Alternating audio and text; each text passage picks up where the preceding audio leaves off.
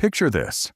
You're standing on the dock, looking up at something the world has never seen before. It's not just a ship, it's a floating palace.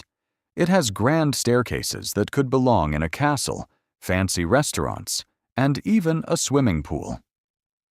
The year is 1912, and this is the Titanic. For everyone boarding, it's more than just a trip across the ocean. It's a symbol of hope, of luxury, and of a future full of promise. The word on everyone's lips was that this ship wasn't just big, it was safe. They said it was so advanced, so well built, that nothing could possibly sink it. But as they would soon find out, the cold, dark Atlantic had other plans. Back then, it was all about who could build the biggest and best ocean liner. It was a race, plain and simple. The White Star Line wanted to win that race, so they decided to build 3 incredible ships. The Titanic was the star of the show. They wanted it to be the king of the ocean. To build this monster, you had to go to Belfast, Ireland. For nearly 3 years, a small army of workers, thousands of them, hammered and riveted and welded this giant together.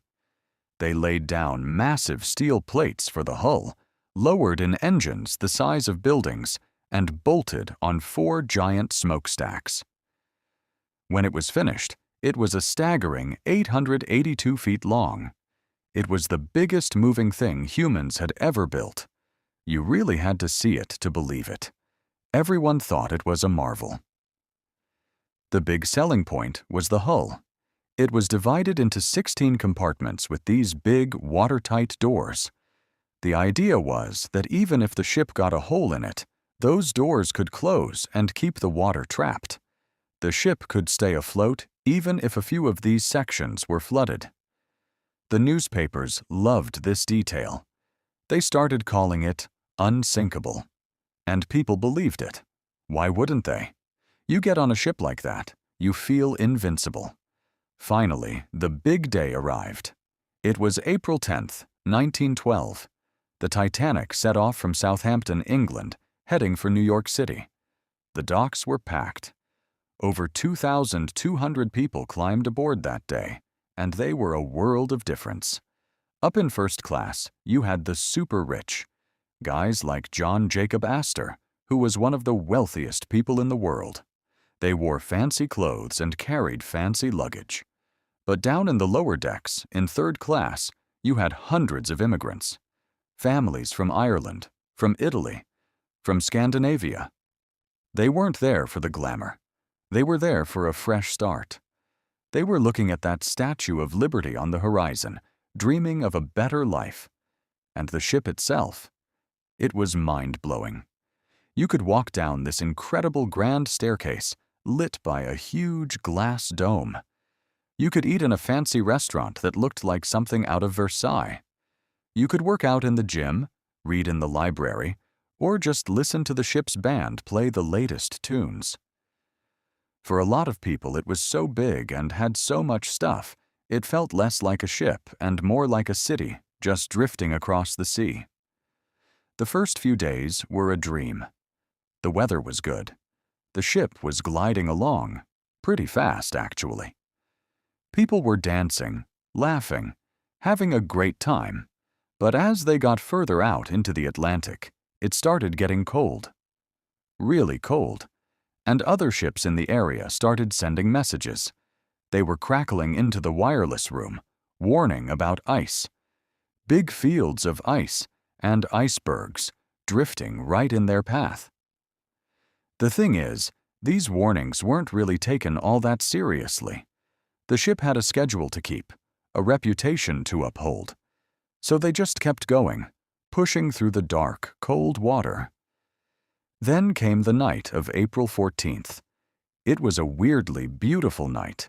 The ocean was like glass, no waves at all. The sky was full of stars, but there was no moon. Up in the crow's nest, 2 lookouts were peering into the darkness. They didn't have binoculars, just their own 2 eyes. Suddenly, one of them squinted. There was something dark, a shape that was blocking the stars right in front of them. An iceberg, a massive one. He rang the alarm bell, 3 rings, and called down to the bridge. "Iceberg, right ahead." The crew on the bridge acted fast. They tried to turn the huge ship. They tried to reverse the engines. But it was like trying to turn a truck on a dime. It was just too big, too fast, and the iceberg was too close. There was a kind of grinding scrape along the side. For most people in their beds or in the lounges, it was nothing. Maybe a little shudder, like the ship had bumped into something. No big deal. But down below, in the belly of the ship, it was a disaster. The iceberg had acted like a can opener, ripping open the hull along the side. Not one big gash, but a series of punctures across the first 6 compartments. Water started roaring in. The engineers rushed down to see the damage, and their faces went pale. The watertight doors did their job, closing as they should, but they couldn't stop the water from pouring over the tops of the bulkheads. One compartment filled up, then the water spilled into the next, like ice cubes filling a tray. It was a slow-motion catastrophe. Captain Smith, a very experienced sailor, was brought the news. He stepped out of the wireless room, and his face said it all. He knew. The man who designed the ship was on board, and he did the math.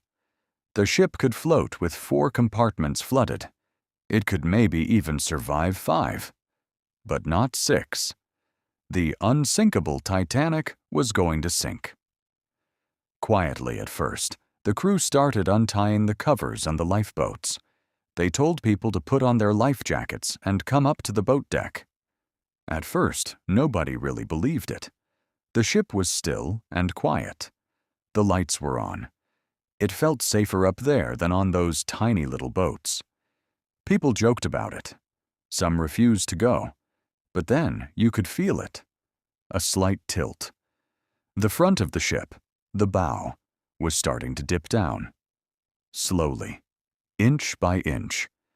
And that's when the mood shifted. That's when the reality started to sink in. And that's when the real horror began. There weren't nearly enough lifeboats. It was an oversight that was about to cost over 1,000 lives. The rule was women and children first. So you had these heartbreaking scenes of husbands saying goodbye to their wives and kids, knowing they'd never see them again, pushing them into the boats as they were lowered down the side of the towering ship. As the night went on, the tilt got worse and worse. The bow went under, and the stern rose higher and higher out of the water. The lights flickered and then went out. The band, famously, kept playing, trying to keep people calm. The noise was terrifying. The groaning of twisting metal, the screams of thousands of people. Then, with a sound like a giant tearing, the ship broke in 2. The bow slipped away. The stern bobbed there for a minute, almost straight up in the air, before it plunged down into the black water. And then, just like that, it was gone. Silence. The surface of the ocean was suddenly covered with hundreds of people, screaming for help. The water was 28 degrees Fahrenheit, cold enough to kill you in minutes.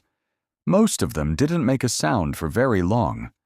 The lifeboats, most of them only half full, rowed away. Many were too afraid to go back. In the end, only about 700 people survived. Over 1,500 didn't.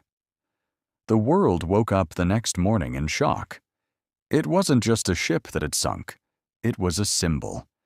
It was proof that no matter how big we build, how clever we think we are, nature always has the final say. The story of the Titanic didn't end there, though. The disaster changed everything. New laws were passed. Ships had to have enough lifeboats for everyone. They had to have 24-hour radio watches. and international ice patrols are set up to monitor for icebergs. Even now, more than 100 years later, the Titanic rests 2.5 miles down on the ocean floor. It's a quiet, dark memorial. But its story lives on. It's a story about human ambition, about tragic mistakes, and about the raw, unstoppable power of the natural world. It's a story that, for some reason, we just can't stop telling.